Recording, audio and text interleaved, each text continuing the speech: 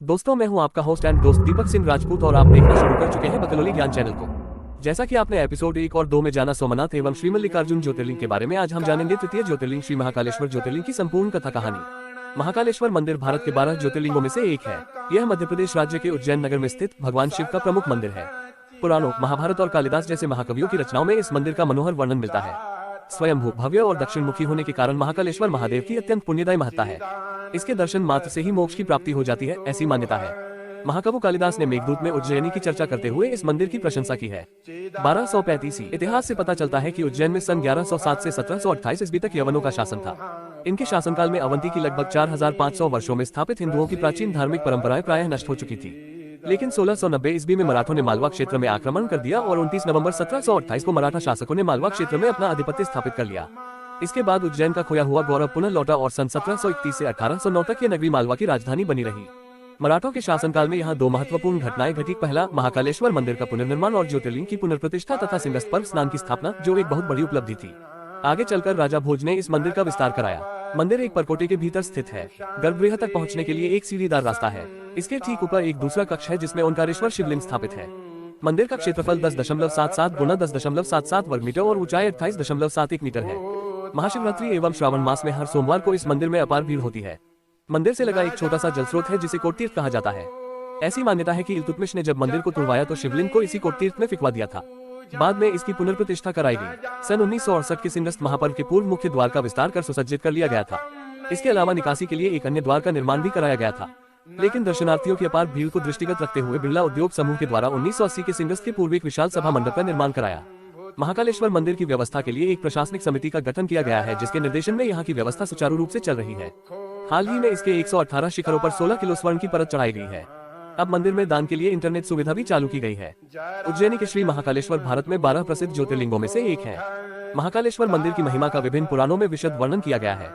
कालिदास से शुरू करते हुए कई संस्कृत कवियों ने इस मंदिर को भावनात्मक रूप से समृद्ध किया है। उज्जैन भारतीय समय की गणना के लिए केंद्रीय बिंदु हुआ करता था और महाकाल को उज्जैन का विशिष्ट पीठासीन देवता माना जाता था। समय के देवता शिव अपने सभी वैभव में उज्जैन में शाश्वत शासन करते हैं। महाकालेश्वर का मंदिर, इसका शिखर आसमान में चढ़ता है। आकाश के खिलाफ एक भव्य अग्रभाग अपनी भव्यता के साथ आदिकालीन विस्मय और श्रद्धा को उजागर करता है। महाकाल शहर और उसके लोगों के जीवन पर हावी है, यहाँ तक कि आधुनिक व्यस्तताओं के व्यस्त दिनचर्या के बीच भी और पिछली परंपराओं के साथ एक अटूट लिंक प्रदान करता है। भारत के 12 ज्योतिर्लिंगों में से एक महाकाल में लिंगम स्वयं से पैदा हुआ, स्वयं के भीतर से शक्ति को प्राप्त करने के लिए माना जाता है। अन्य छवियों और लिंगों के खिलाफ जो औपचारिक रूप से स्थापित है और मंत्र के साथ निवेश किए जाते हैं शक्ति। महाकालेश्वर की मूर्ति दक्षिण मुखी होने के कारण दक्षिणामूर्ति मानी जाती है। यह एक अनूठी विशेषता है जिसे तांत्रिक परंपरा द्वारा केवल 12 ज्योतिर्लिंगों में से महाकालेश्वर में पाया जाता है। महाकाल मंदिर के ऊपर गर्भगृह में ओंकारेश्वर शिव की मूर्ति प्रतिष्ठित है। गर्भगृह के पश्चिम, उत्तर और पूर्व में गणेश, पार्वती और कार्तिकेय के चित्र स्थापित हैं।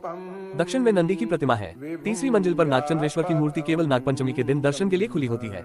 महाशिवरात्रि के दिन मंदिर के पास एक विशाल मेला लगता है और रात में पूजा होती है। इस भव्य ज्योतिर्लिंग की स्थापना पर एक कथा प्रचलित है। अवंती नाम से एक रमणीय नगरी था जो भगवान शिव को बहुत प्रिय था। इसी नगर में एक ज्ञानी ब्राह्मण रहते थे जो बहुत ही बुद्धिमान और कर्मकांडी ब्राह्मण थे। साथ ही ब्राह्मण शिव के बड़े भक्त थे। वो हर रोज पार्थिव शिवलिंग बनाकर उसकी आराधना किया करते थे। ब्राह्मण का नाम वेदप्रिय था, जो हमेशा वेद के ज्ञान अर्जित करने में लगे रहते थे। ब्राह्मण को उसके कर्मों का पूरा फल प्राप्त हुआ था। रत्नमाल पर्वत पर दूषण नामक का राक्षस रहता था। इस राक्षस को ब्रह्मा जी से एक वरदान मिला था। इसी वरदान के मद में वह धार्मिक व्यक्तियों पर आक्रमण करने लगा था। उसने उज्जैन के ब्राह्मणों पर आक्रमण करने का विचार बना लिया। इसी वजह से उसने अवंती नगर के ब्राह्मणों को अपनी हरकतों से परेशान करना शुरू कर दिया।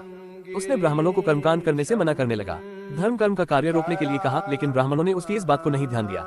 हालांकि राक्षसों द्वारा उन्हें आए दिन परेशान किया जाने लगा। इससे उबकर ब्राह्मणों ने शिव शंकर से अपने रक्षा के लिए प्रार्थना करना शुरू कर दिया। ब्राह्मणों के विनय पर भगवान शिव ने राक्षस के अत्याचार को रोकने से पहले उन्हें चेतावनी दी। एक दिन राक्षसों ने हमला कर दिया। भगवान शिव धरती फाड़कर महाकाल के रूप में प्रकट हुए। नाराज शिव ने अपनी एक हुंकार से ही दूषण राक्षस को भस्म कर दिया। भक्तों की वहीं रुकने की मांग से अभिभूत होकर भगवान वहां विराजमान हो गए। इसी वजह से इस जगह का नाम महाकालेश्वर पड़ा गया, जिसे आप महाकालेश्वर ज्योतिर्लिंग के नाम से जानते हैं। तो दोस्तों, फिर मिलते हैं नेक्स्ट एपिसोड में। वीडियो पूरा देखने के लिए धन्यवाद।